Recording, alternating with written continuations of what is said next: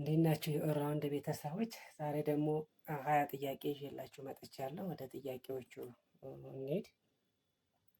የመጀመሪያው ጥያቄ የሚለው ቢፒአር ቢዝነስ ፕሮሰሲንግ ሪኢንጂነሪንግ የሚያተኩረው በምን ላይ ነው ይላል። ቢፒአር ቢዝነስ ፕሮሰስ ሪኢንጂነሪንግ የሚያተኩረው በምን ላይ ነው? ሀ ነባሩን አሰራር በጥቂቱ ማሻሻል፣ ለመሰረታዊ እና ስር ነቀል የአሰራር ለውጥን ማምጣት፣ ሀመርሃ የሰራተኛ ቁጥር መቀነስ፣ ደሞዝ መጨመር ይላል። የዚህ ጥያቄ መልስ የሚሆነው በላይ የተቀመጠው መሰረታዊ እና ስር ነቀል የአሰራር ለውጥ ማምጣት ነው የሚለው። ቢፒአር ፋንዳሜንታል ሪቲንኪንግ ኤንድ ራዲካል ሪዲዛይን የሚሉ ሁለት ዋና ዋና መርሆች አሉት። ይህም ጭማሪ ለውጥ ሳይሆን ስር ነቀል ለውጥ ያስፈልጋል ማለት ነው። ስለዚህ መልሳችን የሚሆነው በላይ የተቀመጠው መሰረታዊና ስር ነቀል የአሰራር ለውጥ ማምጣት የሚለው መልስ ነው ማለት ነው። ወደ ሁለተኛው ጥያቄ ስንሄድ በቻርተሩ ላይ የተቀመጠ የአገልግሎት ጊዜ ሲታለፍ ደንበኛው ምን የማድረግ መብት አለው? ሀ በዝምታ መጠበቅ፣ ለቅሬታ ማቅረብ፣ ሀመርሃ ካሳ መጠየቅ። ያው እንደየ አካባቢ ሁኔታ እንደየሀገሩ እንደየቦታው የሚለያይ ቢሆንም ለና ሀመርሃ ይላል። ሁለተኛው መልሱ የሚሆነው ለና ሀመርሃ የሚለው ይሆናል ማለት ነው። ቻርተሩ የደንበኛውን መብት ስለሚደነግግ ቃል የተገባው አገልግሎት ካልተፈጸመ ቅሬታ የማቅረብ መብት ይሰጠዋል ማለት ነው። ስለዚህ መልስ የሚሆነው በመላይ የተቀመጠው ለና ሀመርሃ ይሆናል ማለት ነው። ወደ ሶስተኛው ጥያቄ ስንሄድ ሶስተኛው ጥያቄ አርፒኤም ሪዛልት ቤዝድ ማኔጅመንት በውጤት ላይ የተመሰረተ አስተዳደር ሰንሰለት ውስጥ ኢምፓክት ወይም ተጽዕኖ የሚባለው ደረጃ የትኛው ነው? አርፒኤም ሪዛልት ቤዝድ ማኔጅመንት በውጤት ላይ የተመሰረተ አስተዳደር ሰንሰለት ውስጥ ኢምፓክት ወይም ተጽዕኖ የሚባለው ደረጃ የትኛው ነው? ሀ የተገዙ ቁሳቁሶች፣ ለ የተከናወኑ ስልጠናዎች፣ ሀመርሃ በህብረተሰቡ ህይወት ላይ የመጣ የረጅም ጊዜ ለውጥ፣ የተጻፈ ሪፖርት ይላል። የሶስተኛው መልስ ሀመርሃ የሚለው መልሳችን ይሆናል። ተጽዕኖ ወይንም ኢምፓክት የሚባለው የመጨረሻው ግብ ሲሆን እንደየ ሁኔታው የተለያየ ይሆናል ማለት ነው። ስለዚህ የዚህ መልስ የሚሆነው በሀመርሃ ላይ የተቀመጠው በህብረተሰቡ ህይወት ላይ የመጣ የረጅም ጊዜ ለውጥ የሚለው መልስ ይሆናል ማለት ነው። ወደ አራተኛ ጥያቄ ስንሄድ አራተኛ ጥያቄ የኢትዮጵያ ሲቪል ሰርቪስ መሰረታዊ የስነ ምግባር እሴቶች ብዛት ስንት ናቸው ይላል። ሀ 10፣ ለ 12፣ ሀመርሃ 7፣ መ 5 ይላል። የአራተኛው መልስ በላይ የተቀመጠው 12 የሚለው መልስ ይሆናል ማለት ነው። ወደ አምስተኛው ስንሄድ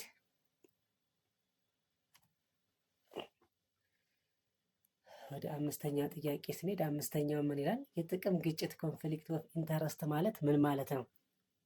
የጥቅም ግጭት ኮንፍሊክት ኦፍ ኢንተረስት ማለት ምን ማለት ነው? ከስራ ባልደረባ ጋር መጣላት፣ መጋጨት፣ ለየግል ጥቅምና የመንግስት የስራ ኃላፊነት ሲጋጩ፣ ሀመርሃ በስራ ሰዓት ሌላ ስራ መስራት፣ ሁሉም መልስ ናቸው ይላል። የአምስተኛው ጥያቄ በላይ የተቀመጠ የግል ጥቅምና የመንግስት የስራ ኃላፊነት ሲጋጩ ኮንፍሊክት ኦፍ ኢንተረስት እንለዋለን ማለት ነው። አንድ ሲቪል ሰራንት የሚወሰነው ውሳኔ ለራሱ ወይንም ለዘመዱ ጥቅም የሚያዳላ ከሆነ የጥቅም ግጭት እንለዋለን ማለት ነው። ወደ ስድስተኛው ስንሄድ ስድስተኛ ጥያቄ በሲቪል ሰርቪስ ህግ መሰረት አንድ ሰራተኛ በበላይ ኃላፊው ውሳኔ ካልተስማማ ቅሬታውን መጀመሪያ ለማን ማቅረብ አለበት? ሀ ለተቋሙ የቅሬታ ሰሚ ኮሚቴ፣ ለፍርድ ቤት፣ ሀመርሃ ለጠቅላይ ሚኒስትሩ ጽህፈት ቤት፣ ለፖሊስ ይላል። የስድስተኛው ጥያቄ መልስ የሚሆነው ለተቋሙ የቅሬታ ሰሚ ኮሚቴ መጀመሪያ ቅሬታውን ማቅረብ አለበት ማለት ነው። ከዛ በኋላ ነው የሚሰጠውን ውሳኔ ይዞ ወደ በላይ አካል ሊሄድ የሚችለው እንጂ መጀመሪያ እዛው ላለው ማንኛውም ቅሬታ በመጀመሪያ በውስጥ አሰራር ወይንም አድሚኒስትሬቲቭ ሌቭል መታየት ስላለበት እዛው ቢሮ ለሚገኘው ለቅሬታ ሰሚ ኮሚቴ ቅሬታውን ያቀርብና እንዲታይለት ያደርጋል ማለት ነው። ወደ 7ኛው ጥያቄ ስንሄድ የደንበኛ አገልግሎት ቻርተር ዋና ዓላማ ምንድን ነው?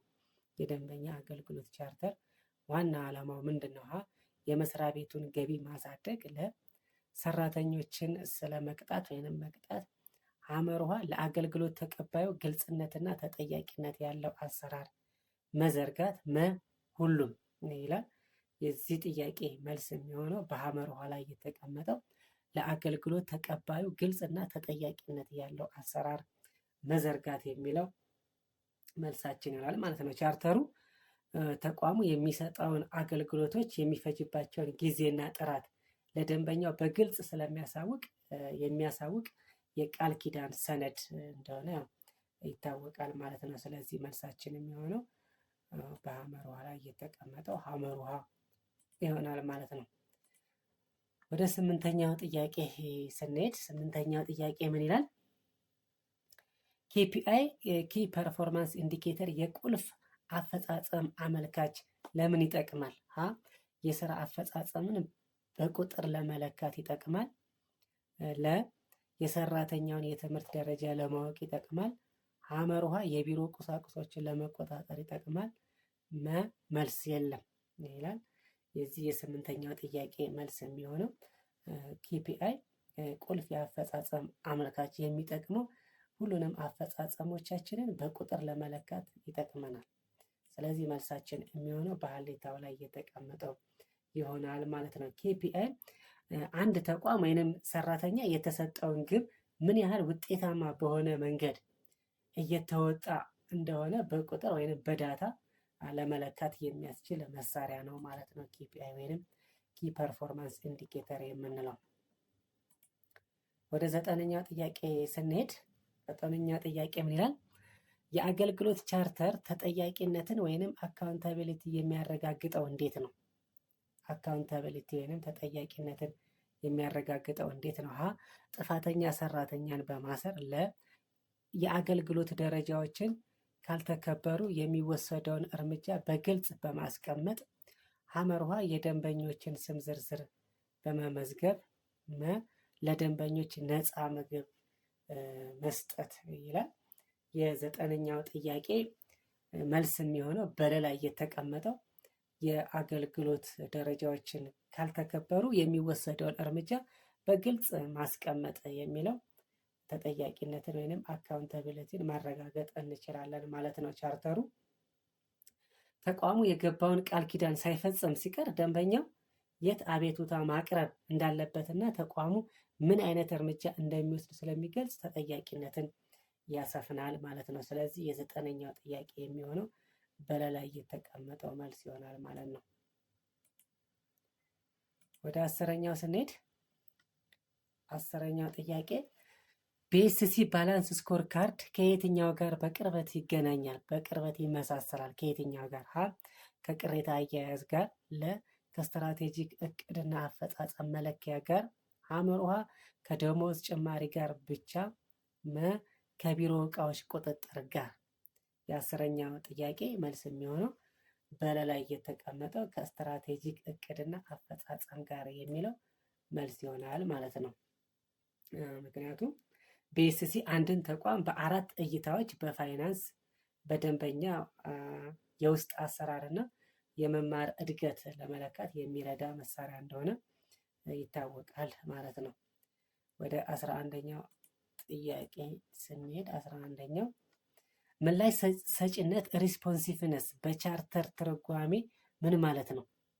ሪስፖንሲቭነስ ምላሽ ሰጪነት በቻርተር ትርጓሜ ምን ማለት ነው? ለጥያቄዎች በፍጥነትና በወቅቱ ምላሽ መስጠት፣ ለደንበኛን መከራከር፣ ሐመርሃ ትዕዛዝ አለማክበር፣ ሁሉንም ጥያቄዎች አይሆንም ማለት። የ11ኛው ጥያቄ መልስ የሚሆነው በሀሌታው ላይ የተቀመጠው ለጥያቄዎች በፍጥነትና በወቅቱ ምላሽ መስጠት የሚለው መልሳችን ይሆናል ማለት ነው። ደንበኞች የሚፈልጉትን መረጃ ወይንም አገልግሎት ሳይንገላቱ በተቀመጠው የጊዜ ገደብ ውስጥ እንዲያገኙ ያደርጋል ማለት ነው። ምላሽ ሰጭነት። ወደ 12ኛው ጥያቄ ስንሄድ የሲቪል ሰርቫንት ታማኝነት ኢንቴግሪቲ ሲባል ምን ማለት ነው?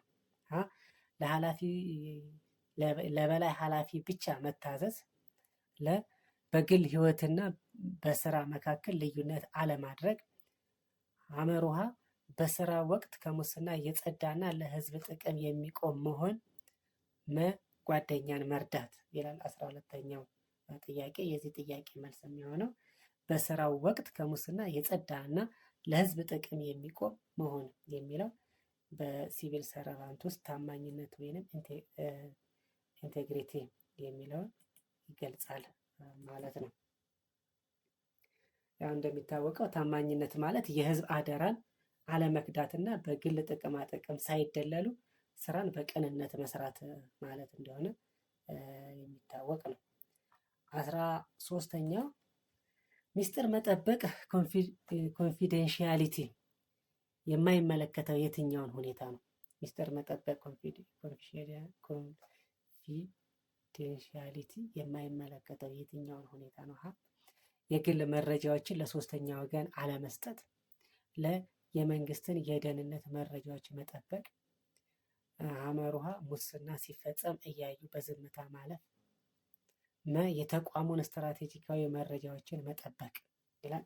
13ኛ ጥያቄ የዚህ ጥያቄ መልስ የሚሆነው በሀመሩሃ ላይ የተቀመጠው ሙስና ሲፈጸም እያዩ በዝምታ ማለፍ የሚለው መልስ ይሆናል ማለት ነው። ሙስና ወይንም ህገወጥ ድርጊትን መደበቅ ሚስጥር መጠበቅ ሳይሆን የወንጀለኛ ተባባሪ እንደሆነ ይቆጠራል ማለት ነው። ወደ 14ኛው ጥያቄ ስንሄድ የቅሬታ አያያዝ ስርዓት መኖሩ ለተቋሙ የሚሰጠው ፋይዳ ምንድን ነው? የቅሬታ አያያዝ ስርዓት መኖሩ ለተቋሙ የሚሰጠው ፋይዳ ምንድን ነው? የሰራተኛውን ፍላጎትና ችግር ለመረዳት፣ በስራ ቦታ ሰላምና መረጋጋት እንዲሰፍን ለማድረግ፣ ሀመሩሃ የአሰራር ግድፈቶችን ለማረም፣ ሁሉም መልስ ናቸው ይላል 14ኛ ጥያቄ። የዚህ ጥያቄ መልስ ያው ሁሉም መልስ ናቸው የሚለው መልስ ይሆናል ማለት ነው። ምክንያቱም ሁሉም የቅሬታ አያያዝ ስርዓት መኖሩ ለተቋሙ የሚሰጠው ጥቅሞች ናቸው ማለት ነው። ስርዓቱ ቅሬታዎች ተድበስብሰው እንዳይቀሩና በወቅቱ ተፈተው ምርታማነት እንዲጨምር ያደርጋል ማለት ነው። ወደ 15ኛው ጥያቄ ስንሄድ 15ኛው ምን ይላል? አርቢኤም ሪዘልት ቤዝድ ማኔጅመንት በውጤት ላይ የተመሰረተ አስተዳደር ከባህላዊ አስተዳደር በምን ይለያል? አርቢኤም ሪዘልት ቤዝድ ማኔጅመንት በውጤት ላይ የተመሰረተ አስተዳደር ከባህላዊ አስተዳደር በምን ይለያል? በግብአት ኢንፑት ላይ ብቻ ያተኩራል። በውጤት ላይ ያተኩራል። ሀመሩሃ በሂደት ላይ ብቻ ያተኩራል። በሪፖርት ብዛት ይለካል። 15ኛው ጥያቄ መልስ የሚሆነው የሚለየው በውጤት ላይ ወይንም አውትከም ላይ ያተኩራል ማለት ነው። ይሄኛው ሪዘልት ቤዝድ ኦን ማናጅመንት በውጤት ላይ የተመሰረተ አስተዳደር ከባህላዊ በምን ይለያል የሚለው እንደ ስሙ በውጤት ላይ የሚያተኩር በመሆኑ ይለያል ማለት ነው። 15ኛ ጥያቄ ይሄን ይመስላል። አርቢኤም ትኩረቱ ምን ተሰራ ከሚለው ይልቅ ምን ውጤት መጣ የሚለው ላይ ያተኩራል። ምን ተሰራ በዚህ ወጥቶ በዚህ ወርዶ ሳይሆን ምን ውጤት መጣ ምን ተገኘ የሚለው ላይ ያተኩራል። ስለዚህ ውጤት ላይ ያተኩራል ማለት ነው። ወደ 16ኛ ጥያቄ ስንሄድ አንድ ሰራተኛ የቅሬታ ውሳኔ ደርሶት ካልተስማማ ቀጥሎ ወዴት መሄድ ይችላል? አንድ ሰራተኛ ቅሬታ ያቀርባል። ቅሬታ ካቀረበ በኋላ ውሳኔ ይሰጠዋል። ውሳኔው ይደርሰዋል። በተሰጠ ውሳኔ ካልተስማማ ቀጥሎ ወዴት መሄድ ይችላል? ለፌዴራል ሲቪል ሰርቪስ ኮሚሽን ወይንም አስተዳደር ፍርድ ቤት መሄድ ይችላል። ወደ ጋዜጠኞች ሀመሩሃ ስራ ማቆም፣ ወደ ለእምነት ተቋማት መሄድ ይችላል ይላል። 16ኛው ጥያቄ የዚህ ጥያቄ መልስ የሚሆነው በተሰጠው ውሳኔ ቅሬታ አቅርቦ በተሰጠው ውሳኔ ካረካ ካልተስማማ ወደ አስተዳደር ፍርድ ቤት መሄድ ይችላል ማለት ነው። ስለዚህ መልሳችን የሚሆነው በሀሌታ ውሃ ላይ የተቀመጠው ይሆናል ማለት ነው። በተቋሙ ደረጃ የሚሰጡ የቅሬታ ውሳኔዎች የመጨረሻ ካልሆነ ጉዳዩን ወደ ውጪ ወይንም ገለልተኛ የፍትህ አካል የመውሰድ መብት ይኖረዋል። ወደ አስተዳደር ፍርድ ቤት መሄድ ይችላል። ወደ 17ኛ ጥያቄ ስንሄድ ምን ይላል? 17ኛ ጥያቄ በፒፒአር ጥናት ውስጥ ኤኤስ፣ አይኤስ እና ቱቢ ትርጉሙ ምንድን ነው? ምንድን ነው የሚያሳዩት? ሀሌታ ሀ የድሮ አሰራርና የወደፊቱ ተፈላጊ አሰራር፣ ለ የሰራተኛውና የኃላፊውን ግንኙነት፣ ሐመርሃ ገቢና ወጪ፣ መ እቅድና ሪፖርት ይላል። የ17ኛው ጥያቄ መልስ የሚሆነው በሀሌታ ላይ የተቀመጠው የድሮ አሰራርና የወደፊቱ ተፈላጊ አሰራር የሚለው መልስ ይሆናል ማለት ነው። አሁን ያለው ነባራዊ ሁኔታ ደካማ አሰራር እንደሆነ ይገልጻል። እነዚህ ኤኤስ፣ አይኤስ የሚለው አሁን እየሰራንበት ያለው ነባራዊ አሰራር ደካማ አሰራር እንደሆነ እና ቱቢ ደግሞ በጥናት የሚመጣው ቀልጣፋ አሰራር ወደፊት የሚመጣው አሰራር እንደሆነ ይገልጻል። ስለዚህ የዚህ መልስ የሚሆነው የ17ኛው ጥያቄ መልስ የሚሆነው በሀሌታ ውሃ ላይ የተቀመጠው መልስ ይሆናል ማለት ነው። ወደ 18ኛው ስንሄድ 18ኛው ጥያቄ ኬፒአይ ኪ ፐርፎርማንስ ኢንዲኬተር መለኪያዎቹ ምን መሆን አለባቸው? መለኪያዎቹ ምን መሆን አለባቸው? ሀ ረጅም መሆን አለባቸው፣ ለ ስማርት መሆን አለባቸው፣ ሐመሩሃ በቃል ብቻ መገለጽ አለባቸው፣ መ ሚስጥራዊ መሆን አለባቸው ይላል። የ18ኛው ጥያቄ መልስ የሚሆነው ኪ ፐርፎርማንስ ኢንዲኬተር መለኪያዎች ምን መሆን አለባቸው? ስማርት መሆን አለባቸው ማለት ነው። 19ኛው ጥያቄ የሚለው ይሄኛው ሁለቱ ጥያቄዎች አጭር መልስ ስጡ ነው የሚለው። እነዚህን ሞክሯቸውና የ19ኛ ጥያቄ ምን ይላል?